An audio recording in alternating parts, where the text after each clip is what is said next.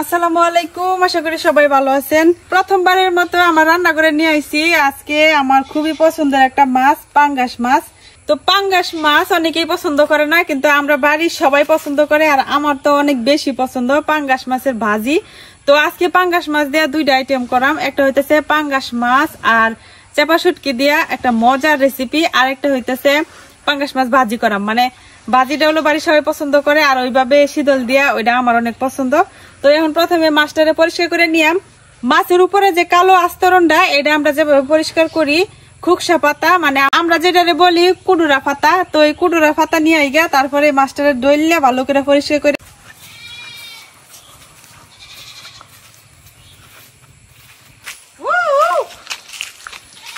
আমরা বাড়িতে কিন্তু অনেক খুকসা গাছ আছে, তো ওই যে একটা আছে অনেক বড়, যতই ডালপালা কাটতে দেওয়া হোক তারপরও আবার হয় একদম জঙ্গলের মতো হয়ে থাকে। এখন এখান থেকে কিছু বড় বড় দেখে খুকসা পাতা বাইরে নিয়াম। এই খুকসা পাতা দিয়ে কিন্তু পাঙ্গাস মাছ খুব সুন্দর পরিষ্কার হয়। বুঝছিলে?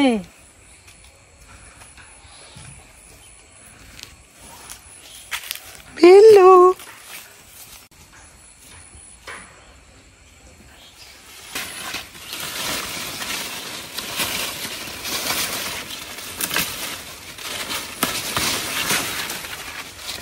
এই যে এগুলাই হইতেছে খুকসা পাতা, তবে আমরা এগুলারে বলি কুডুরা পাতা। এই পাতাগুলা কিন্তু অনেক ধার হয়, যার কারণে এটা দিয়ে খুব সুন্দর করে কিন্তু পাঙ্গাস মাছ পরিষ্কার করা যায়। তো এখন যাই মাছটা পরিষ্কার করে নেই। যা যা যা যা যা।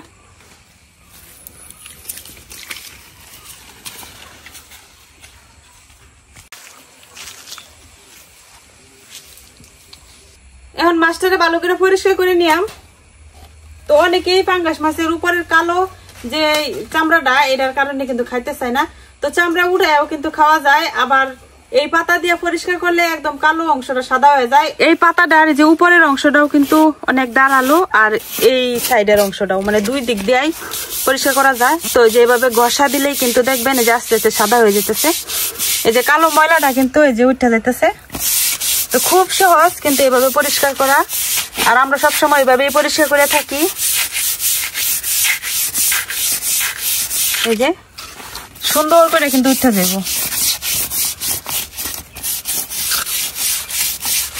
মাত্র একটা পাতা দিয়ে আমি ঘষা দিছি, দেখেন কি সুন্দর পরিষ্কার হয়ে গেছে।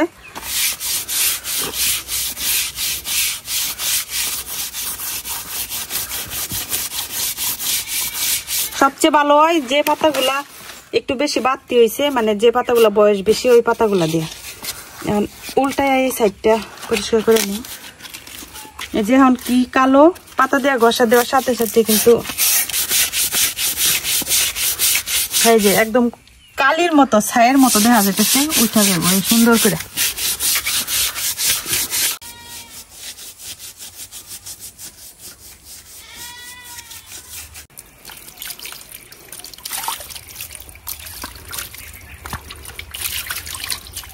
এই যে দেখেন একদম সাদা হয়ে গেছে।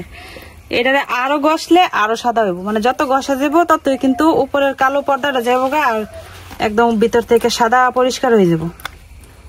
তো এইভাবে মাছ ভালো করে পরিষ্কার করে পাঙ্গাস মাছ রান্নলে কিন্তু একটুও গন্ধ করে না।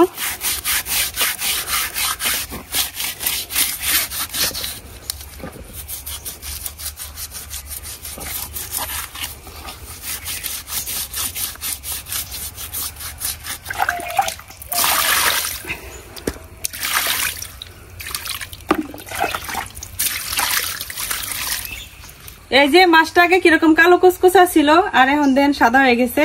তো এইভাবেই কিন্তু আমরা পাঙ্গাস মাছ পরিষ্কার করে থাকি। এখন হলো বাড়িতে যাইয়া তারপরে মাছটা কাটতে রান্না বসাই দিয়াম।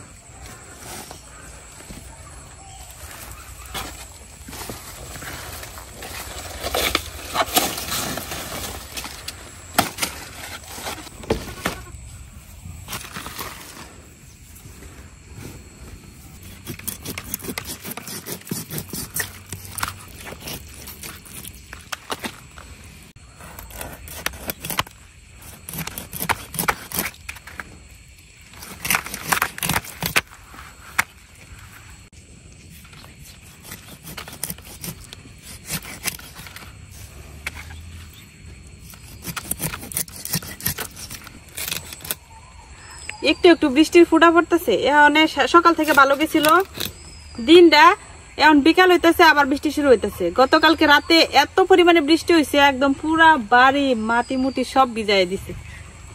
এই সময় বৃষ্টিটা কিন্তু দরকার ছিল, কারণ অনেক ধান বেরোইতে পারতেছে না পানির কারণে।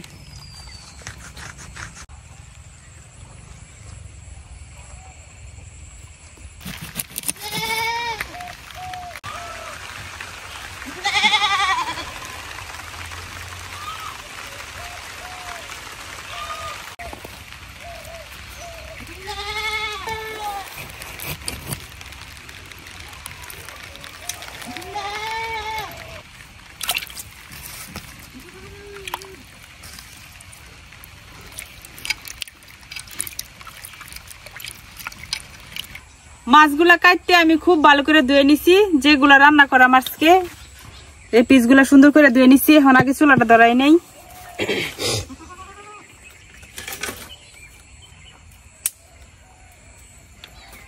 চুলা ধরাইতে ধরাইতে একটা কথা মনে পড়লো, অনেকের মনে একটা দুঃখ, আমি কি কারণে খালি পায়ে থাকি, আমি স্যান্ডেল পরি না কি কারণে। আসলে সারাদিন আমরা হচ্ছে মাটিতে পাড়াই, মাটির কাজ করি, সবকিছু তো আর ভিডিওর মাধ্যমে দেখানো হয় না, তো এই যার কারণে মানে স্যান্ডেল পরি না। কিন্তু সন্ধ্যা হলে ঠিকই আমরা স্যান্ডেল পরা হাত মুখ ধুয়া তারপরে ঘুমাই। আর সারাদিন স্যান্ডেল পরা হয় না, কারণ সারাদিন মাটিতে ফেক কাদার মধ্যে কাজ টাজ করা লাগে, যার কারণে। আর ভিডিও করার সময় আমি স্যান্ডেল পরতে পারি না, কারণ ভিডিও তো শুধু আপনারা 10 মিনিট বা 5 মিনিট দেখেন, এর বাইরে তো অনেক কাজ করা লাগে। তো ওই কাজগুলা মানে স্যান্ডেল পরা করতে অসুবিধা লাগে, যার কারণে পরি না।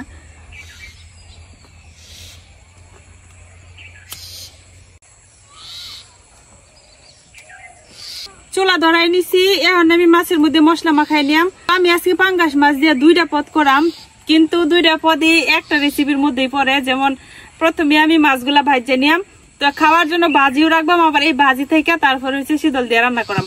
তো সবগুলা মাছ আগে একসাথে ভাজি করে নিয়াম। দিয়ে দিতেছি হলুদ গুঁড়া, ধনিয়া, শুকনা মরিচের গুঁড়া, লবণ। এখন সবকিছু ভালো করে মাখাই নিয়াম।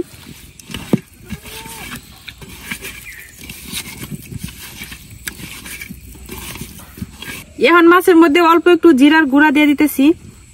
শুধুমাত্র পাঙ্গাস মাছের বেলায় আমরা হচ্ছে জিরার গুঁড়াটা দিই, যাতে পাঙ্গাস মাছটা একদমই গন্ধ না করে। তো আমার মাছের গায়ে কিন্তু মশলা মাখানো হয়ে গেছে, খুব ভালো করে আমি মাছের গায়ে কিন্তু মশলা মাখাই নিছি।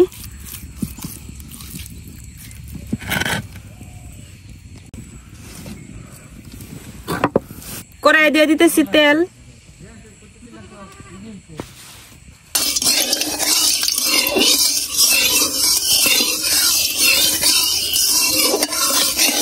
তেল খুব ভালো করে গরম করে নিছি। এখন একটা একটু করে মাছ ভাজে নিয়াম।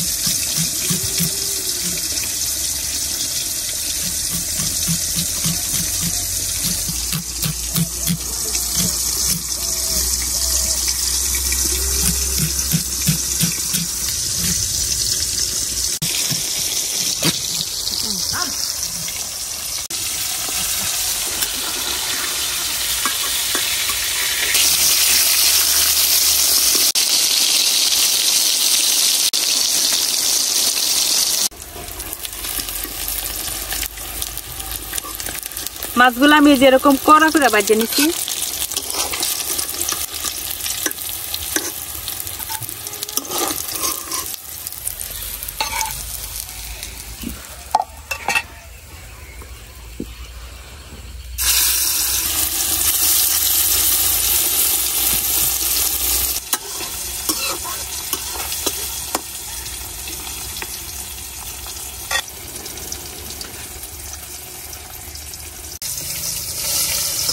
বিল্লু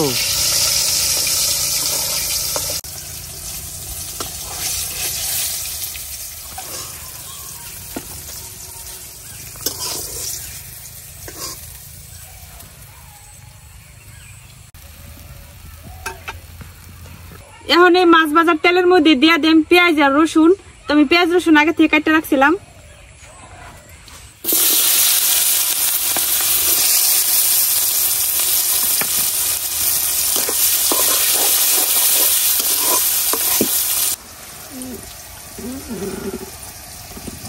এই যে আমি শীতল গুলারে ধুয়ে নিচ্ছি ভালো করে।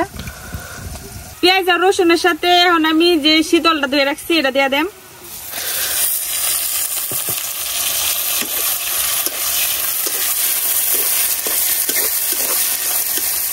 এখন দিয়ে দিতেছি শুকনো মরিচের গুঁড়া। এই রান্নাটা কিন্তু অনেক ঝাল হয়, যার কারণে মরিচ একটু বেশি দিলাম। আর দিয়ে দিতেছি ধনিয়ার গুঁড়া, হলুদের গুঁড়া, হলুদটাও একটু বেশি করে দিলাম। আর দিয়ে দিতেছি লবণ। এখন দিয়ে দিতেছি অল্প একটু পানি।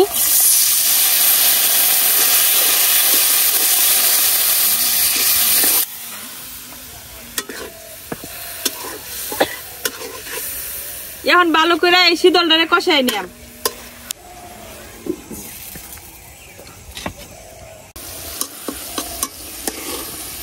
শীতলটা কষাইতে কষাইতে এই যে এভাবে আমি কাটাগুলা আলাদা করে নিলাম।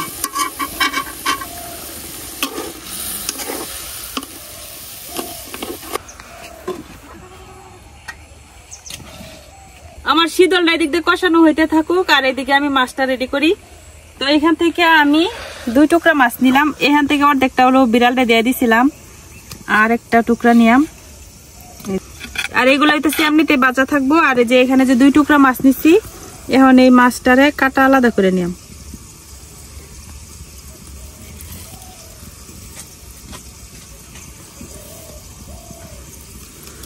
এখন মাছটা ভালো করে একটু ভেঙে নিলাম।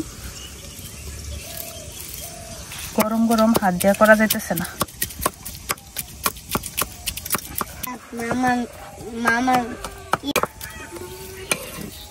এই যে মাছটারে আমি এই যে এভাবে ভাঙা নিছি। এখন আমি যে মাছটারে ভাঙা রাখছি মাছটা দিয়ে দেব।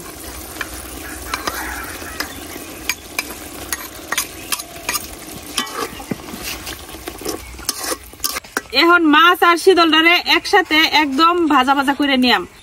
তো অনেকে হয়তো বা অবাক হইতে পারেন যে শীতল দিয়ে এভাবে মাছ রান্না করে কেউ। তো আসলে এটা আমাদের এদিকে কিন্তু একটা জনপ্রিয় খাবার। আর এটা আমি প্রথম যখন খাইছিলাম, আমি যখন হোস্টেলে পড়ালেখা করি থাইকা, তো আমার রুমমেট ছিল একজন, তো ওর বাড়ি থেকে মানে এভাবে রান্না করে পাঠাইতো।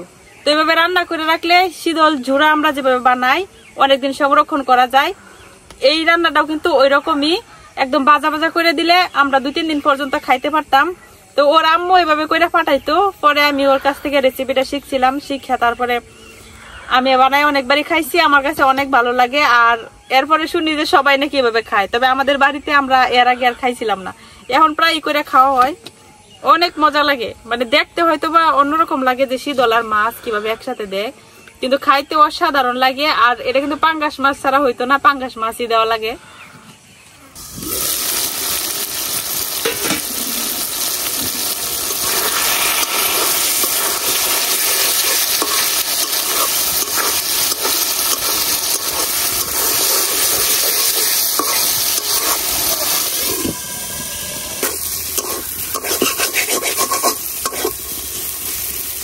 বাঁচতে বাঁচতে কিন্তু এখন যেরকম ভেজা ভেজা আছে, তো এটার আমি একদম শুকনো শুকনো করে নিলাম।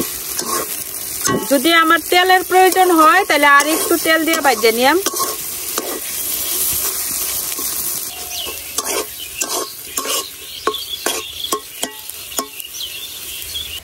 আমার পাঙ্গাস মাছ আর শীতল জুড়া কিন্তু হয়ে গেছে, এখন নামাই নিতেছি।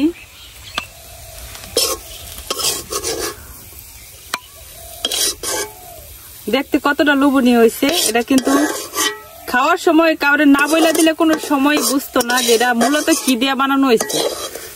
এত মজা হয়।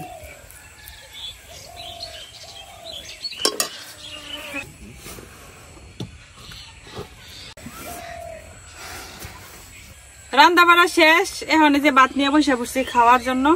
তো প্রথমে আমি একটা মাছ নেই। আমার বেড়াল অনেকক্ষণ ধরে অপেক্ষা করতেছে কোন সময় রান্না শেষ হইব, কোন সময় তারা খাইতে দিয়াম। যে এভাবে ভাত মাখায় দিয়ে দেখি খাই কিনা। নিচে দিলাম, আজকে তার বাড়ি এখানে নাই। আর এই চুলার পারে গিয়া কালি দেয়া কি করছে অবস্থা।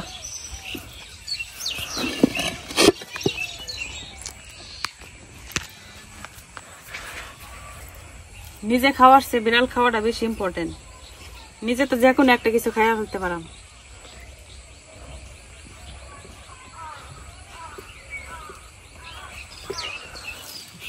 যারা বেড়াল ফালে তারা একমাত্র করতে পারবো, বেড়াল ফালার যে কি যন্ত্রণা। তো অনেকে কি করে, এই যে পাঙ্গাস মাছের উপরের স্কিনটা যে এটা খায় না। তো এই যে দেখেন এটা একদম মচমচা হয়, আর এটা আমার খাইতে বেশি ভালো লাগে। কে কিভাবে নিবেন জানি না। বিসমিল্লাহ। এই যে চামড়াটা একদম মচমচা হয়ে যায়, চামড়াটা আমার অনেক পছন্দ।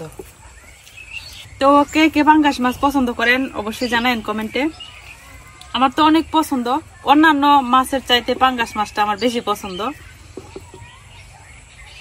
এখন আমি যে পাঙ্গাস মাছ আর শীতল দিয়ে ঝুড়াটা বানাইছিলাম, এটাও একটু নেই। এই যে এটা অনেক মজা লাগে, অনেক মজা। যারা এইভাবে খায় তারা অবশ্যই জানে যে কত মজা লাগে।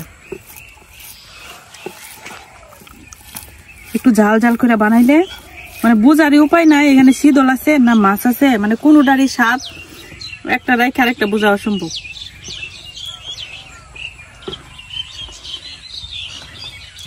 অনেক মজা।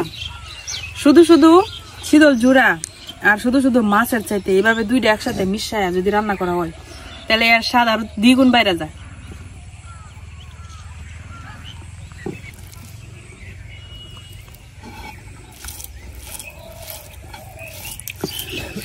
আপনারা যারা পাঙ্গাস মাছ পছন্দ করেন না তারা একবার হইলেও এক টুকরা মাছ নিয়ে একটা শীতল নিয়ে এভাবে রান্না করে দেখবেন।